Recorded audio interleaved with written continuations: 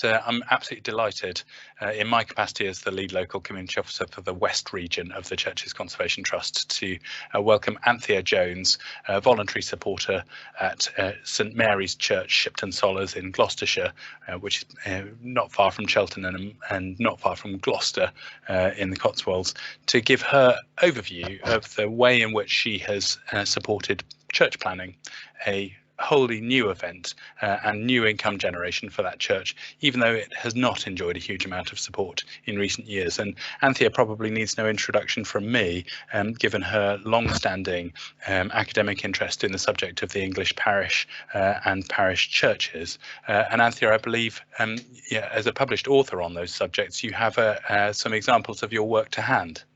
I have. Will that show on your... Hold it up a little bit higher, please. Yeah, there we go. Anthea, I've got a copy of your book, 1,000 Years of the English Parish, and it's a gripping read for anyone who's interested in the subject. And what a beautiful edition as well. And what's the other volume that you have? Well. I was pleased with it, yes. Well, quite a few years prior to that, but relevant to Shipton, I did a book Cotswolds. Yes. And I did... That's perfect. Thank you, Anthea.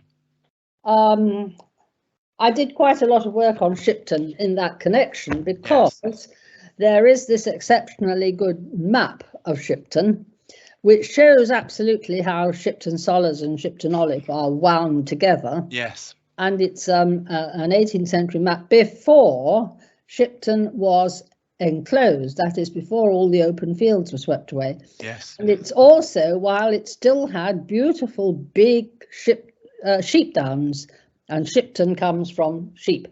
So it was really quite fun for me to get it all out and work it all up again. Yes.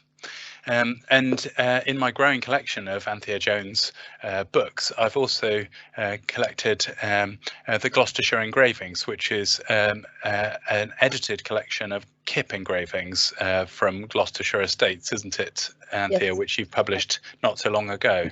Oh, yes, the book was published last year, but the original engravings are 1712. All 64.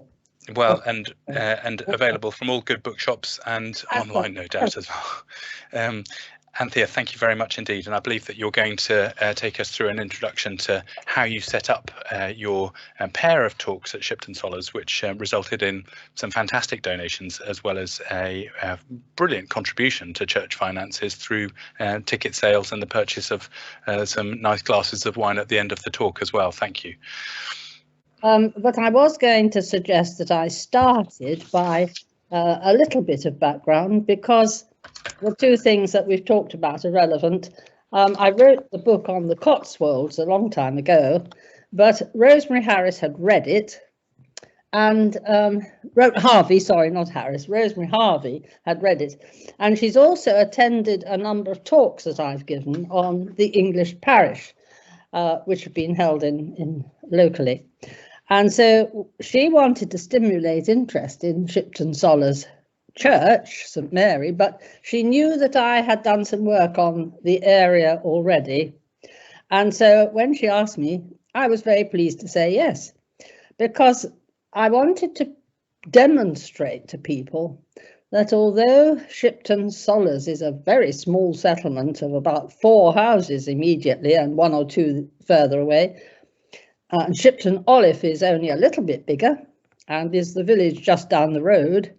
But in the past, those 2 villages were one. They were one agricultural integrated unit. And Shipton Olive probably is the earlier church. It's probably the Doomsday Church. But both of them were very tightly linked together. And I wanted to try and appeal to the whole parish, which is now a united benefit in the Colne River group, that they should all take an interest in Shipton Sollars Church. So that's where it started. Now then, if you want me to go on, we thought that we ought to do it in the summer because the church is, although there's a little bit of heat, it's fairly chilly, And because of COVID, we'd have to have the doors open and so on. So we thought a summer date, and we fixed one initially.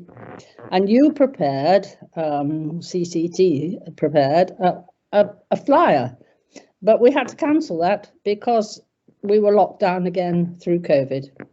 So then I prepared a second flyer. And I think one of the keys to the success of the talk, and I'm going to say that it was a success, is that we fixed a date in September of last year when we thought COVID restrictions would have eased. And we thought that we would write, or I would write a new flyer, and we went round the village and we put this flyer through doors. We put it in the parochial, well, the Colne River Valley newsletter. We put it in the parish council newsletter. We also put it in their notice boards. And we talked to people wherever we could as we went round distributing these leaflets. Well, we got a lot of interest. The leaflets required the answers to come back to CCT. And at that stage, about 40 people subscribed. And we reckoned that that was too many for the church, bearing in mind social distancing and COVID. So I suggested, well, all right, we'll divide them into two and I'll do 2 talks. And we'll write to them and ask them, all the people who subscribed, which of the 2 talks 2 dates they could manage. And I fear that this was a step too far for CCT. And so I said, well, I'll do the administration. And we both, CCT, you and I, wrote to those people, explained the problem and the dates and asked them what they could do to help. And a lot of people were very flexible and very cooperative. And they said, oh, well, we can come to either, or we can come to the first or the second. And in the end, I was able to equalize the numbers of people on the 2 occasions. And we decided that 30 was the limit because of social distancing still being required. So we got 30 on each occasion. Now, Rosemary had said, we will have a glass of wine at the end of the talk. Now, that was a very good move because it allowed the people who came to socialise, talk to each other. And I think they really appreciated that. They were very, very pleasant afterwards and came up and asked questions and so on. She provided the wine. We also had help from the owner of the nearest big house, which is Shipton Sollars Manor. And the owner there arranged to have the electrics checked and repaired. And she also arranged for us to use her field for parking, which we prayed that it wouldn't be too wet because we had to drive across one field and into the next, but it was very convenient. I also had to borrow a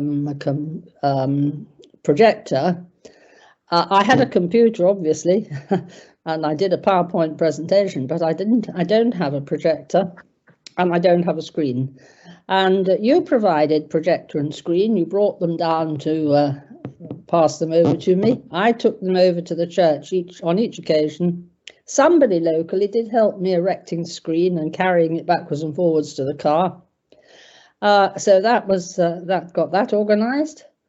We invited the local rector because we thought, well, it's in his patch and we are trying to bind him into the whole system. And he was pleased to come and was very appreciative. We gave him a complimentary ticket. Otherwise, we charged people £10 at the door and cash.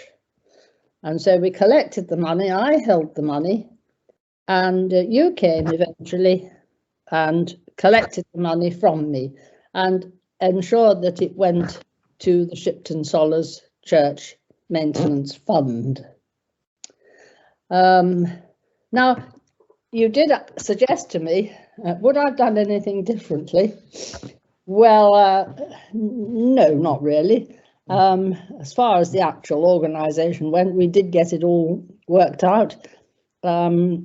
it took quite a lot of work. It took a lot of computer work. A lot of messages had to go backwards and forwards to people saying, will you come to this date, and can you manage that date instead, and sorry to change, and so on. But people were very nice and very cooperative, and I think that's a great big plus for the whole thing. But the future. Now the question, it seems to me, is this. There is another church. It's only half a mile away, Shipton Olive. There is a large parish hall, which they have recently renovated and raised money for. So that we have to find a function, really, for Shipton Sollars that will draw people from the parish, from the whole parish, from the Shiptons, it's called ecclesiastically. We've got to draw people from the whole parish. So I think we've got to try and persuade people that it's a place that's a good, clear, uncluttered space. It's very good acoustics. It's not very large, so it's more intimate than the other halls and so on. It's very quiet and peaceful. There are good chairs which can be arranged as desired. What we have to do is to find things that can make use of those facilities. And that's the challenge. But as a postscript, I have to add that not many people are willing to put in the time to get anything organised. And so I've been trying to reactivate local people, and they're very happy to cooperate, provided somebody else does the organising. And that's where I feel, well, I don't live in Shipton. I'm looking still for somebody who will take on the main administrative organising side of things.